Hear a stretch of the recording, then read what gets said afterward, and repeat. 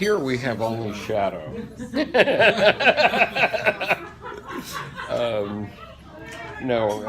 have cookies. Yeah, come to the dark side. We have cookies.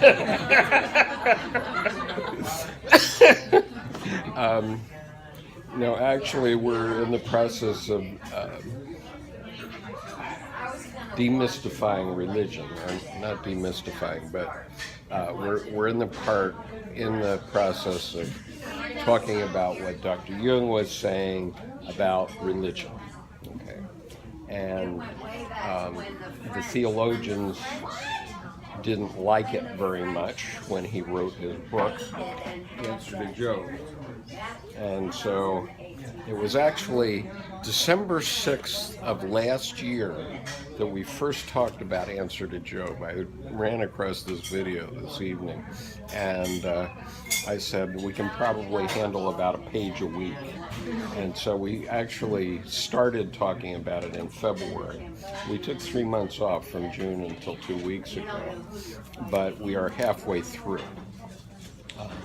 And so fundamentally, we're through the part of Job's story, and now we're up to the part where Dr. Jung starts to stick it into the religious establishment. And but the point is that Dr. Jung was looking at religion from a psychological point of view, from the point of view of a psychologist, not a theologian.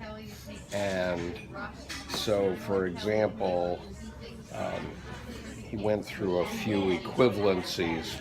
In reality, modern man's perplexity is expressed in symbolic terms. It is the problem I so often had to deal with in treating the neuroses of intelligent patients. It can be expressed in more scientific, psychological language. For instance, instead of using the term God, you say unconscious. Instead of Christ, self. Instead of incarnation, integration of the unconscious. Instead of salvation or redemption, individuation. Instead of crucifixion or sacrifice on the cross, realization of the four functions or of wholeness. I think it is no disadvantage to religious tradition if we can see how far it coincides with psychological experience. On the contrary, it seems to be a most welcome aid in understanding religious traditions. So this is Edward Edinger was a third generation Jungian. His main teacher was Esther Harding, who was a direct disciple of Jung. And Esther was an analyst in New York City in the 30s and 40s and the 20s. And she wrote a book called Psychic Energy in 1949.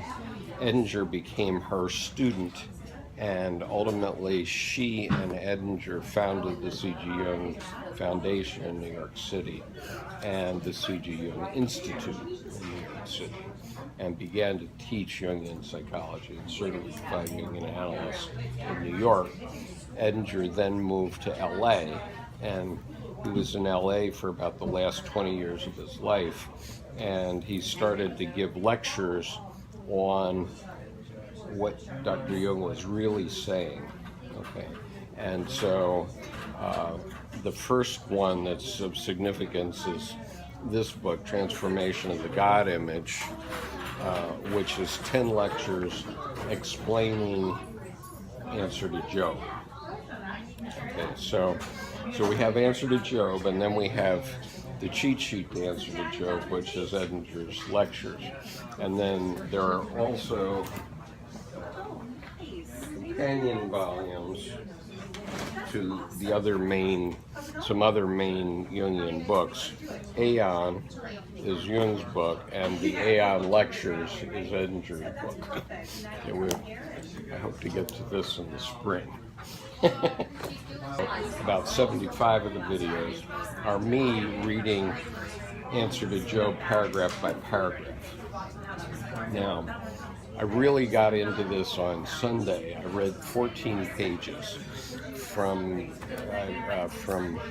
something like 637, paragraph 637 to paragraph 661, and oh my God, I started to have a religious experience just around reading it, and I don't know whether it was just reading it that I had the religious experience, or whether it was when I was back looking at the videos and editing the videos, but I started to really grok what he was talking about. Whoa, this is interesting stuff. So anyway, I'm reading it. I posted up to paragraph 627, I think, as of today, but I've read up to 661, but I haven't edited all that.